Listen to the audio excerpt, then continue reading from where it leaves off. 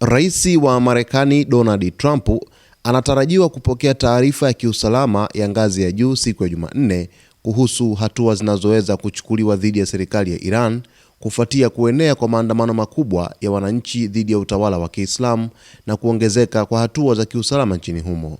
Kwa mujibu wa vyombo vya habari vya The Wall Street Journal na Reuters, chaguzi zinazojadiliwa hazihusishi hatua za kijeshi pekee. Marekani inatazamia pia kuimarisha shinikizo la kiuchumi, kufanya operesheni za kiteknolojia na mtandaoni dhidi ya miundombinu ya serikali ya Iran, pamoja na kuunga mkono mawasiliano ya mtandaoni yanayohusiana na uhuru wa kujieleza. Ikulu ya White House imekataa kutoa maelezo zaidi kuhusu mkutano huo unaoripotiwa kufanyika.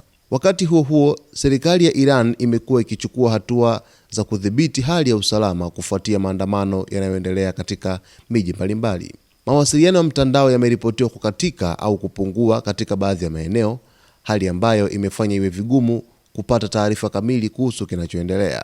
Mashirika ya haki za binadamu yanasema idadi ya waliopoteza maisha imeongezeka, lakini serikali ya Iran bado haijatoa takwimu rasmi. Kwa upande wa usalama wa kikanda, Israel imeendelea kufuatilia hali hiyo kwa karibu. Maafisa wa Iran wameonya kuwa endapo Marekani itaingilia mambo yao ya ndani, basi Israel na majeshi ya Marekani yaliyoko Mashariki ya Kati yanaweza kulengwa. Kauli hiyo imeongeza tahadhari ya kiusalama katika eneo hilo.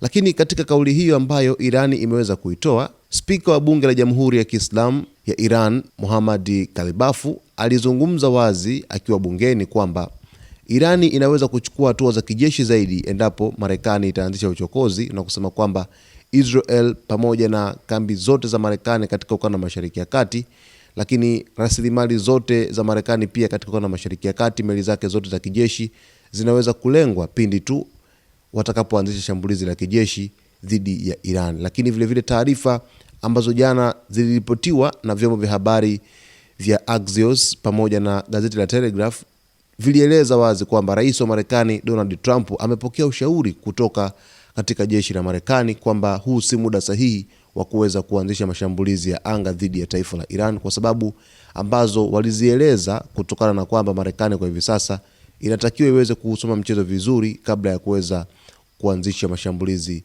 dhidi ya Iran. Sasa siku ya Jumanne, rais wa Marekani Donald Trump hapo kesho atakwenda kupokea taarifa rasmi ya kiusalama ya ngazi ya juu kuhusu mpango mzima wa hatua ambazo zinaweza kuchukuliwa dhidi ya serikali ya Iran, kwamba hatua hizo ni hatua za kijeshi ama ni hatua za kawaida. Taarifa hii ni mfululizo wa taarifa ambayo, mtazamaji, jana nilikuripotia, zilikuwa taarifa mbili.